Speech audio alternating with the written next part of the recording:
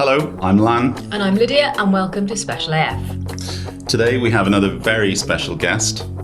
Can you tell us who you are and what you do? Yeah, hi, I'm Tracey Lloyd. I'm a learning disability nurse with Hywel Dda University Health Board. Tracey, what does your job involve? Cool, that's a big question. I know. So, anything and everything, really. The main focus is to work with people with learning disabilities. We're an adult service to support people to access good healthcare in a timely way. And that could mean supporting someone to go to the GP or getting someone used to something that they're afraid of or teaching them about their own health. Tracey, how would the type of nursing that you're involved in differ from perhaps the nursing that the general population thinks about when they go nursing? So I guess if you're nursing in a hospital, you've got a fairly set routine with people. If someone comes in for an appendectomy, you know that you have to check X, Y, Z before they go to theatre. Right. They have their operation, they get sort of the same care after. The people that we support generally need some adjustments being made to be able to go to that ward and have that successful operation. So we're often thinking without the rules, outside of the usual boxes, and trying to support people to have healthcare delivered in a way that's good for them and not just a fit in to the existing health service. That makes total sense. Yeah. So how do people access your services? So there's a number of ways. We often get referrals from GPs, from doctors, from maybe a social worker, a family member. You can just pop into any of the community teams, give us a ring. Carmarthenshire People First, all the People First groups know where we are. They've got our contact details. Just holler and we'll get you some support somehow. Is there a signal that we can shine up in the sky? We're not quite there yet. We may be trying to develop an app. Yeah. And you said about a community centre. Do you mean like community centres in villages and towns? So or is there a specific... Yeah, there's 4 community teams, learning disability teams. So there's one in Ceredigion, one in Pembrokeshire, one in Llanelli and one in Carmarthen. And are they attached to another service or are they sort of more standalone? So the one in Carmarthen is in Penlan. I don't know if you're familiar with Penlan. Yeah. The one in Llanelli is based in Tielwyn in the council properties. Right, okay. And then similar then in Pembroke and Ceredigion, there's Lannion House in Pembroke. And I'd have to give you the details of Ceredigion because I haven't been there for ages and they've changed base. But yeah, I was just wondering sort of generally, are they... So with adults with learning disabilities, what kind of barriers stop people getting proper healthcare? So I guess one of the first ones is people recognising when they need health support. Yeah. So I worked with Carmarthenshire People First some years ago now on a Check for Change project, which tried to support people to realise when your body was changing and when something wasn't quite right, to go and get help and support, and also to educate carers as well, to be able to look out for signs. And then if you do notice something, how do you get there? Or if you're called for screening, maybe a stumbling block could be, can I read that letter? Yeah. Do I know where to go? Can I get there? Who's going to support me? What's going to happen when I get there? We can do all of that prep work with people. We can support people to go and see places before their appointments. Oh, really? Wow, it's quite huge what you do, isn't it? Like, it's not just the nursing thing. It's... No, I was thinking I'm autistic, and just going to new places that I haven't been, never mind if there's health issues involved, that can be scary for different reasons. It can be really off-putting. And I can imagine, everyone, most people can be quite sort of nervous when it comes to health things that that could be something to worry about, and going to get help. Yeah, so it's an incredible sort of wraparound service that you guys are providing, Tracey. Yeah, we support people on a multi-level basis, really, where we work with other professionals to educate them so that we're not always seem to be experts coming in and more people know how to make reasonable adjustments. And I don't know if that's a term you're familiar with. Yeah, no, absolutely. And it sounds really like what you're also doing. I'm my other job is an independent advocate, but it sounds like really that's also something that you and your staff are doing as well, is and enabling self-advocacy and training people, and it's huge. And this is where I say, what does the job involve? Whatever people need, that's basically what it it must involves. be tremendously varied. So I was going to say, like, what's your typical day? But there must be no typical day. You'd aim to have some kind of structure, and then you'd go maybe into work and you'd have a phone call or an email, and your days it just goes out the window, upside down because something else needs attention quicker. Do you find that a lot, like that your days are just, you hope for something and they just turn out completely differently? Yeah, it can be. Are you good at that? Sometimes it goes yeah, we love chaos. So we just kind of wade through it together, really. But you're saying about going to new places can be quite stressful. We can support other services to think outside the box rather than sending out standard appointments. Let's have a lunchtime appointment, or let the person be last in the day or first in the day when it's quieter. That phrase, that reasonable adjustment, I didn't really think about it until a few years back, and just the difference that something tiny can make to someone's stress or someone's ability to be able to carry something out. And I think a lot of other medical and nursing and health staff generally, they get a bit scared when they hear that term, and they don't really know what they're expected to deliver. But what they don't realise is they're doing it all of the time anyway. They just haven't named the thing. To them. A lot of time, if you know it, if you're sort of familiar with working with people, it's sometimes sort of common sense, isn't it? Like if you're going to be in a super loud, super busy environment, you're going to be more stressed than if you were in a quieter, calmer one. But like the tiniest things, I imagine, can make a big difference. What are the challenges with reaching out to sort of the adults that you help? Is it finding how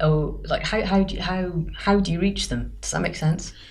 So generally people reach us, and sometimes there's an issue with that because by the time they reach out to us, they're already in need of some health input. Okay. So ideally we'd like to be sort of mingling with people and sort of educating people before a health condition or a health issue starts, so that people know really early on.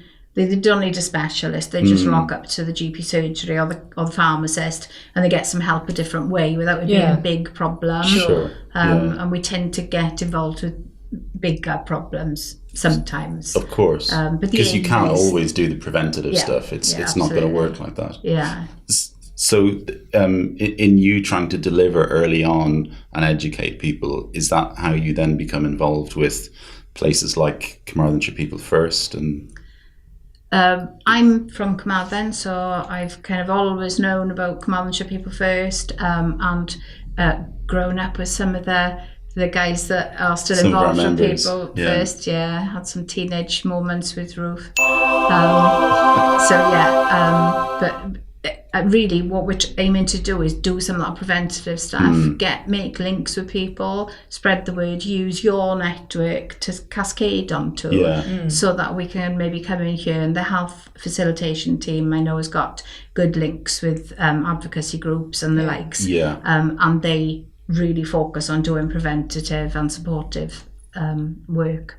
How did you end up doing this? So I wanted to be a dog handler.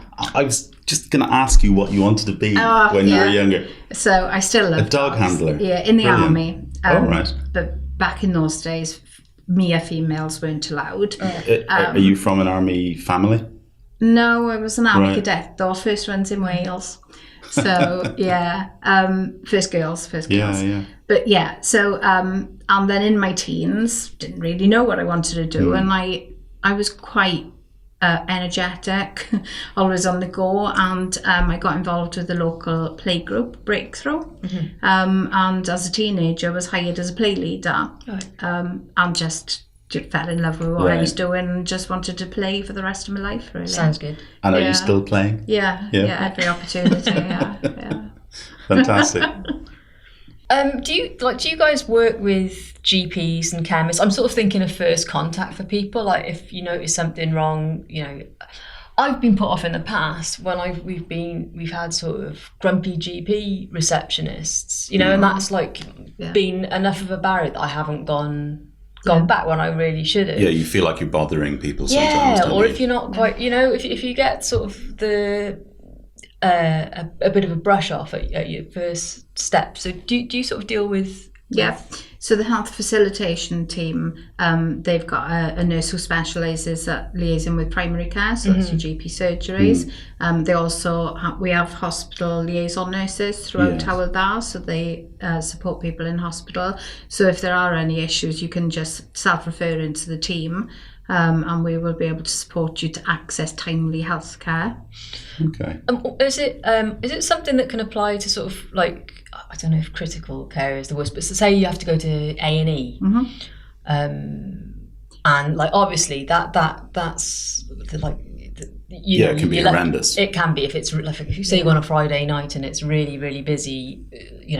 Having a sort of a point of contact, is that something? Yeah, so our hospital liaison nurses, they tend to work office hours. However, one of the main strands of their job is promoting education to all the general staff, particularly in Glangwili. Now they've got quiet room that people can access when they're waiting. So if you've got neurodivergence, if you've got a learning disability, if you're a distressed child, there is a quieter area. And That's cool. So to find out about that, Tracey, you present yourself and you're clearly distressed. Is it on the staff to then say, would you like access to a quiet room? Some of the owners, but there are posters in the waiting area now, and there's a learning disability toolkit available, which has got some sort of stress busters and some sort of gentle tips and things for people. So I'd really recommend you get the health facilitation team in, and they can tell you much more about that. Yeah, that's a good idea. Project. Yeah. So the health facilitation team, are they connected in some way with the health check champions? They work alongside they at do. times. Right. Yeah. They're based in St David's Park in Johnstown, and they cover the whole health board footprint. Yeah. Right. Okay. 'Cause we know about them because they meet here in CBF every week. Yeah. And 3 of our members are health check champions. Yeah. Okay. So what do the health check champions? Again, I think it's about education and liaison, isn't it? Yeah. And they advise to health board executive level. Okay. So they've got a very senior position within the health board to get people who have got, the authorization, and the influence to actually change things in practice. Okay. It's a very valuable service. Absolutely, yeah. I know they're sort of busy. When I see them every week here, they're away in an office, and there doesn't seem to be any spare time. They're really working every single week on something. Yeah, they've got constant demands. Yeah, of course. Yeah. You could probably do with more on your team as well. Yeah, we're growing and we're changing the way we work. So there is going to be some structural changes in the next few months. So I'm sure we'll be delighted to come back and tell you all about that when it's in progress. What do you guys not do? Because you do so much. Is there sort of like, where are your boundaries really? So we only work with people with learning disabilities. Yeah. So and we only work with adults. Right. So there are other teams out there that will support people in transition or children and people without a learning disability. But that's kind of our remit really. We tend to work with people who have got more complex issues. Generally because hopefully issues will have been sorted out by primary or secondary care by that point, but we can come in then and provide sort of more intense support to people. Got you. And I don't want to be like a scaremonger, but I remember there was a news story a while back, and it was a study from England, but it said that people with learning disabilities or autism their life expectancy was on average 20 years less than the rest of the population. And I sort of went, wow. So is that in part because they're being missed, or what could be done to address that gap? Because it seems a huge gap. Yeah. So we've known that there's been health inequalities for a long time. Yeah. Over recent years, all of that data has been collected, and it's actually evidenced, just how stark the difference in age gap is. There's not a simple answer, and not a single answer for that. But generally, the whole population are living longer, which adds to how difficult people's health is to manage with lots of different conditions. And people with a learning disability or autism are also living longer, alongside that. Yeah. However, the differences are captured with avoidable deaths. Right. So they are for a multitude of reasons. Maybe the person's been put off by the GP secretary, who's been a bit brash with them. Maybe they haven't been able to read the letter. Maybe they've got to their appointment, been overwhelmed and had to leave. Maybe they were ill on that day. Yeah. Maybe there's been general delays. Yeah. They haven't chased up appointments and they've fallen off somebody's list. So there's a whole lot of different reasons. And sometimes the person themselves also isn't aware of what's going on with them, physically. They're sort of, it's a blind spot sometimes, isn't it? Yeah. And we get a lot of support comes through carers who don't have any formal education about people's health, their own health included, So we're expecting people to support others when they don't actually know about their own health. Yeah. So that, again, is something we're hugely involved in. We're trying to get people in for annual health checks. So I don't know if people are aware, there's a learning disability annual health check that people are entitled to. Right. But GPs can offer longer appointments, quieter appointments. Okay. And they dedicate that time to looking into someone's health rather than waiting for someone to present with an illness. So again, a sort of preventative deeper look. Yeah. What's involved at an annual health check? So there's different things involved for different people, but it basically gives additional time and additional focus. So if someone has Down syndrome, that health check will offer a thyroid check just to make sure there's no problems there. You wouldn't expect someone to seek out a thyroid check possibly on their own. A thyroid check is where a blood sample's taken and you have a gland in your neck, and sometimes people with Down syndrome can have problems with that gland. Right. So by taking a small amount of blood, you could just check that it's working okay. And there's ways of fixing that if there's a problem. There are. Yeah. Is it connected to sort of how your metabolism works? How... Yeah, so you can gain weight or lose weight depending how active the gland is. But it's just a case of treating that condition and keeping on top of that. But that's just one example. Yeah, that's a great example. There must be examples like that for a whole raft of different conditions. Yeah, and there's GPs have got a huge list to guide them through that. Do you think they need reminding, the GPs? No, sort of not casting aspersions, but they're busy people. Yes. Is that part of what you guys do? There are huge demands on GPs. Yeah. And I think, I don't know about reminding, but I think probably they need some support. Yeah. So we are able to offer some support. People taking carers with them who know the person well if they can't advocate for themselves. Right. That often supports GPs sometimes so asking find the themselves. right question, right, prompted by maybe a carer or something. Yes. Right, okay, that makes sense. Yeah, or sometimes GPs are faced with a situation where you've come in to see me and hi, you're the carer supporting this person, but you are an agency person, you've only met this chap today, so you can't give me that information. Right. And then what happens then? And then you get a delay in healthcare, which again adds to these avoidable deaths because you've got a delay where you've got to come back with that information, and that could be a month down the road. But just knowing you can, like you said, about having extended appointments, because when you see the GP now, you're reminded one thing, and often there's like. I save them up. Because I don't like going to the GP, definitely. But like if you go with a list, I remember literally my GP going, no. As soon as I had a piece of paper with more than one thing, I was like, no.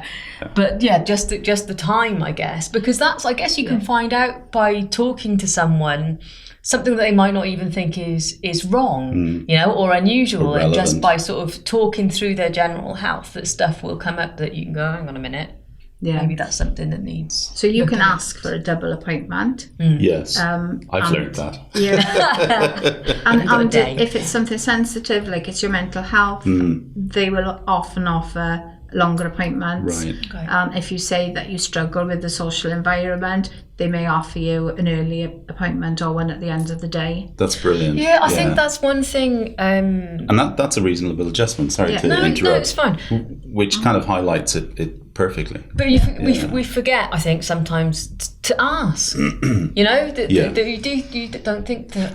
And I think probably for an aging population such as the UK's, there is that sort of not a stigma, but the reverence that you attach to lawyers, doctors, teachers. So you mustn't take up too much of their time or tell them be an inconvenience. That's exactly it. Yeah. So that's probably something that, again, you and your team are trying to overcome in a sense. Yeah, and it's about reminding people this is your health. It's really important. Sure. So it is about taking some responsibility for that and getting it checked out. Advocating for yourself. Absolutely. Are there sort of particular conditions or issues that you see that are quite common for adults with learning disabilities that get missed?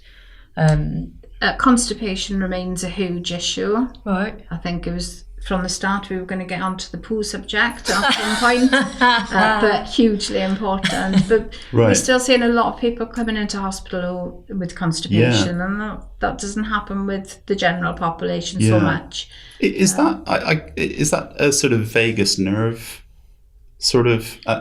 You spent too long married to me. Because I know that neurodivergent people and people on the spectrum, like their tummy is just like, I was going to say a minefield, but that's not quite the right analogy. A horrible minefield. Yeah, it's no one wants that.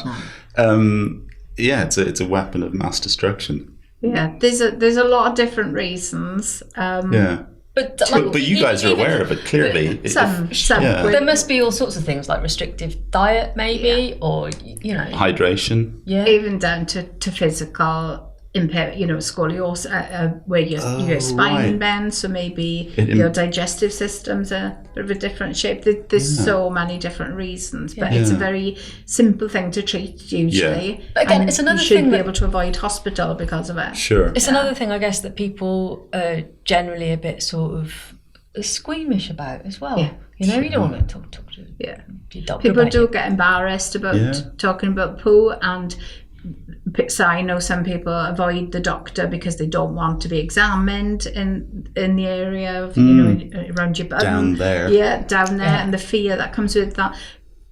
Sometimes just being able to talk to someone before an appointment about what you could expect, and having someone to go with you, like just running through it and it's so important. It's your body getting rid of what's not needed, or should be getting rid of what's not needed. Yeah. So it's really important that it functions okay. Yeah.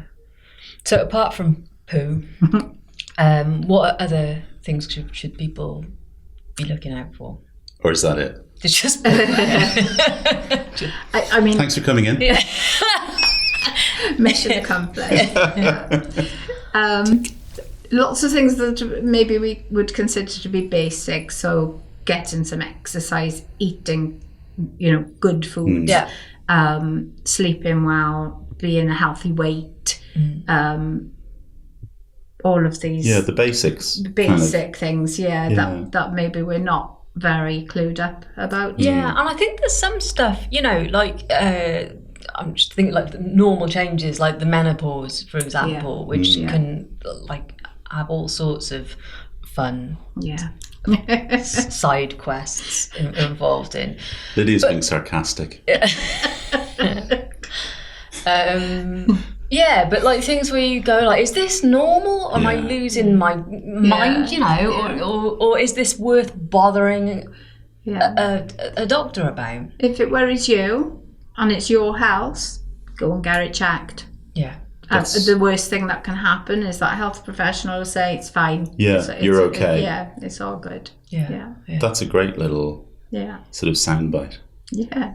Tracey, are there particular signs maybe that people with learning differences should look out for you know, in the same vein as you educating the population in a preventative way, are there things that could be picked up by the person themselves so it doesn't get bigger and bigger?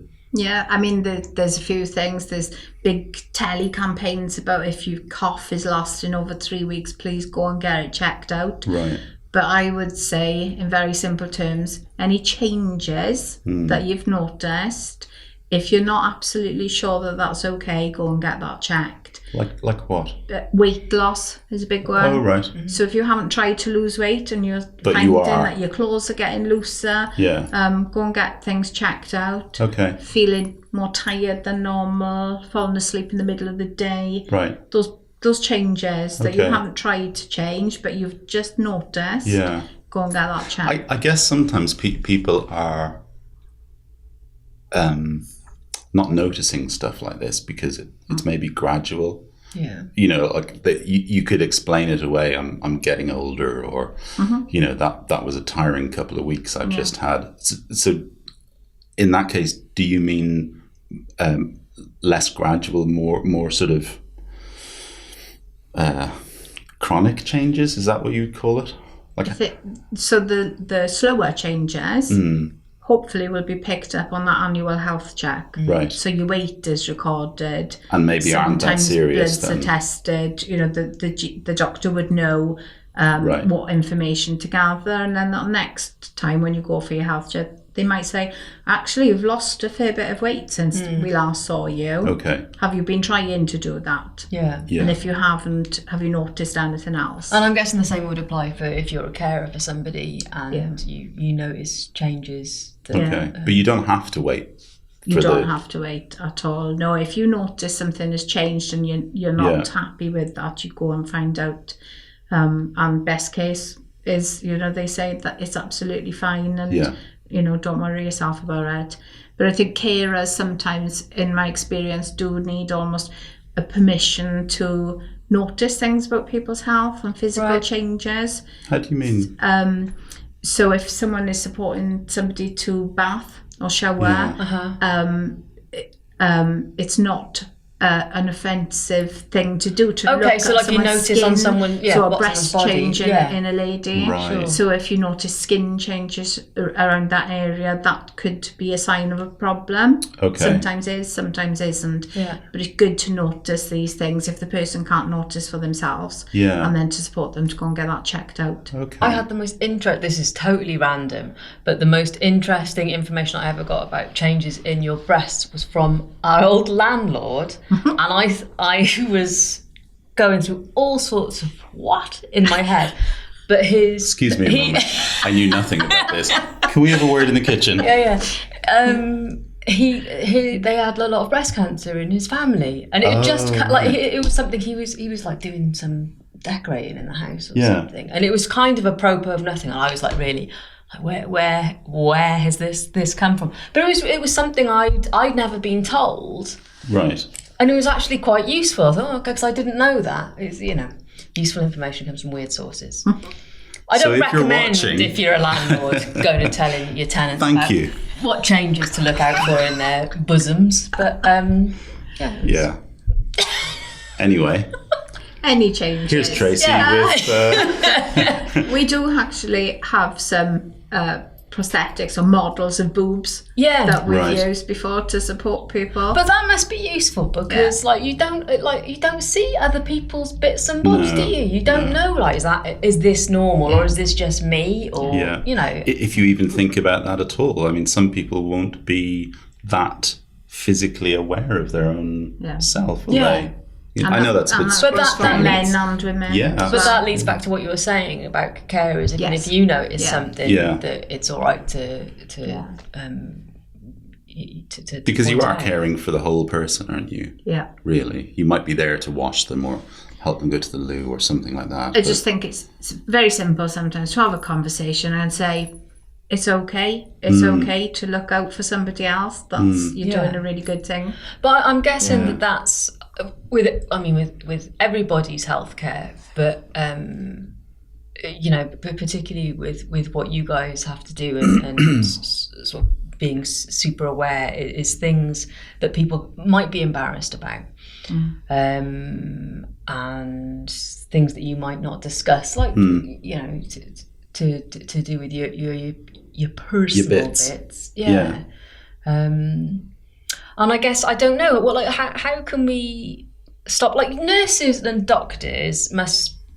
You know, you sort of when you're trying to reassure someone, you say, "Oh, nurses and doctors see this all day, every day," but that must be true.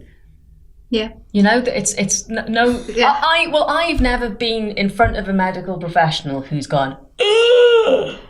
And I don't know anybody who has. You know, it doesn't happen, does it? No. We generally nothing really is going to faze us. No. Yeah. I think part of the worry when I've worked with people in the past has been when I get to the doctor, what do I call it? What do I call my bits? Right. Okay. And so people tend to worry about having either the right word or using a swear word or just call it what you know it as. We'll work it out. Yeah. Just use whatever word is best for you. Yeah. Fair enough. Yeah, that makes absolute sense. Yeah. Yeah.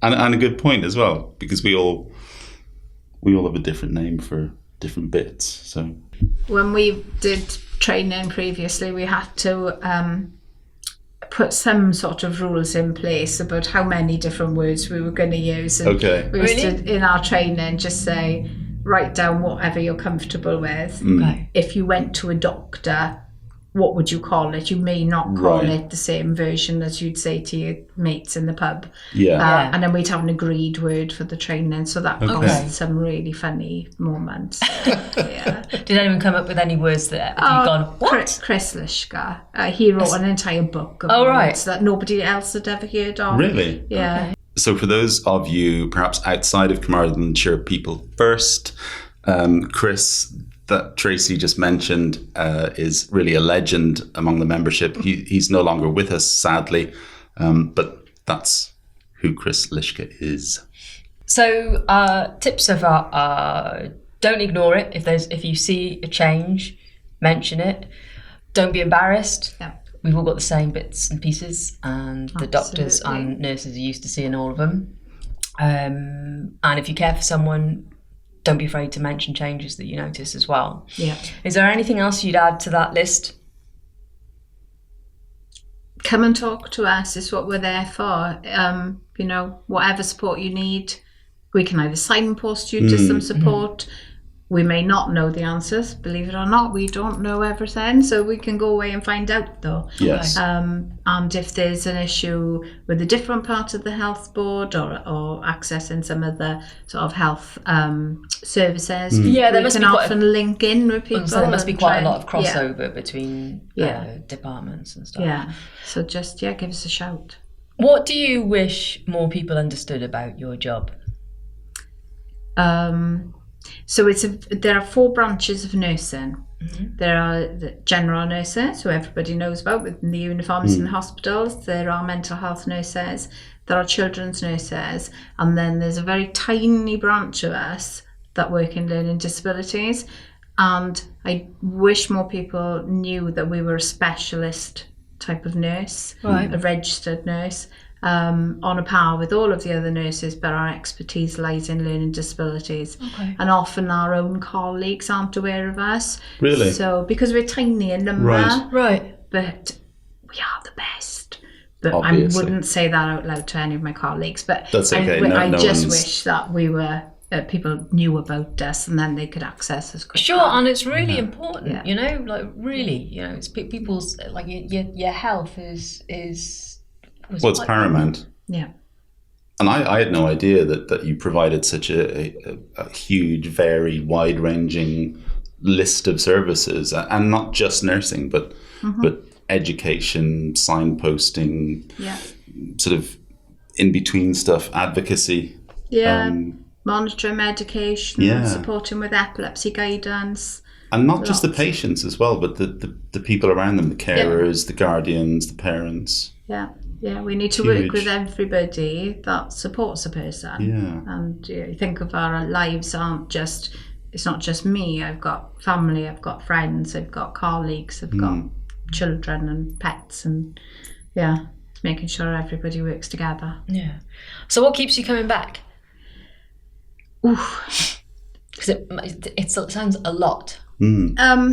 Results. Yeah. And those results can be tiny. So it could be that you've worked with somebody and their family and their support network for 2 years, and you finally got them to be able to have a blood test, and we can find out if they're okay or not, or if there's some treatment that they need. Or it could be that somebody's come into our service and they've had a significant period of depression, they've been really, really low, and you've been able to support them with their medication, with any therapy, and actually they don't need you any longer, and they're quite happy to go and live their lives independent, or as independently as possible. So a whole range. Just seeing what you do makes a difference. Yes, those little changes. And big changes, but sometimes they all add up, don't they? You know, what we have talked about has been important, because we're seeing particularly teenagers that are leaving school now. Schools teach children so well about keeping their private areas private, that actually we're finding it quite difficult to get adults then to share when they've got a problem. So I think that's a good topic to keep in. Another thing that we work a lot with is epilepsy. So is it? It's 1 in 5 people with learning disability have got epilepsy, as opposed to 1 in 103 people without. So we see that a lot. And there are so many different, like we found out this from family, there are so many different types of epilepsy, aren't there? There's so over 40 different seizure types. So what do people look out for like warning signs for something like epilepsy? Any changes. Some seizures are quite obvious. And so so usually the person may not have any memory of it, but the witness would. But a lot of people come into our service who have already been diagnosed and gone through testing. But it's trying to get a better control over seizures, and also supporting carers to know what to do for a particular person. Because it's very frightening, isn't it? Everybody needs something different. And sometimes there are sort of warning signs that I guess you get used to recognising, don't you? Like the person I'm thinking of would have more absences than what you traditionally think of as seizures. But you get to recognise that, there's something, this isn't... so we tend to write descriptions so that carers know what that person's epilepsy looks like. And they'll know that that's okay for them, and they'll know when to contact us and the GP if things change. Again, it's back to that. Change. Any changes always get checked. That makes sense. I had no idea it was 1 in 5. As opposed to 1 in 103. 103. Wow, really? I had no idea there were so many different kinds. One of our kids was tested because he was extremely photosensitive. Oh, that's right, And he had a few episodes of sort of blacking out. But they said it might come out in later life, like when you're driving. You know, if the right light conditions. So with epilepsy and the service from you guys, Tracey, do you do a lot of work around education? Is that, knowing those statistics, are you able to make more people aware? We tend to signpost people to groups like Epilepsy Action, who provide free training purely because of resources and how much time that takes. But we do support people to have guidance for other people around them, for services and carers and families. We do some bespoke education. But it's a topic that comes up on a daily basis. It must do. And finally on that, can epilepsy come sort of to the fore later on in life? It's not something that you sort of grow up with? It usually develops in childhood or in later life. So either end. It can appear at any time. But it's more common sort of either end, really. There must be other conditions that sort of occur alongside specific conditions. Like comorbidities, is it? Yeah. Yeah, and that's different. So we work with people with lots of different syndromes, conditions. Sure. And so that's different for a lot of people. But, well, the most common things really, epilepsy, diabetes, things that affect the general population, but you often see more of when you add a learning disability in as well. Right. Yeah, but because like diabetes, what are the sort of warning signs? So again, noticing changes, weight loss, increased thirst, tiredness. So tiredness. Kind of Anything that you notice that's different, go and get checked out, and it can be quite easy to sort of check out for these big conditions. And sometimes it's not a big condition. Sure, but that's a win. That's all good. Yeah, absolutely. Yeah. The watchword for today definitely is change, isn't it? Yeah. If you see it, bring it up. Yeah. Don't stay quiet. That's been really interesting. Fascinating. Yeah. We've learned so much today. Yeah. Thank you for coming in. Thank you. And sharing with us and proving that you are Special AF. Thank you for tuning in this week, and we hope you'll join us again on Special AF. Thank you.